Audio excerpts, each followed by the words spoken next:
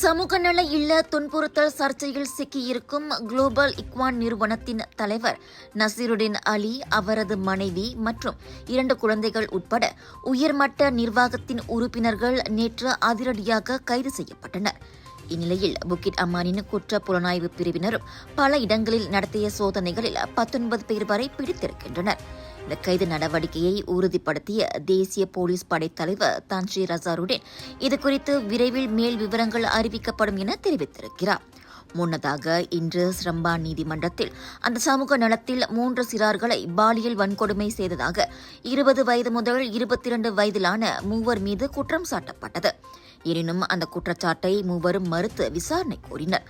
இதனிடையே 12,000 ரிங்கிட் ஜாமீன் தொகையுடன் கூடுதல் நிபந்தனைகளுடன் 3 விடுவிக்க நீதிமன்றம் அனுமதி அளித்தது.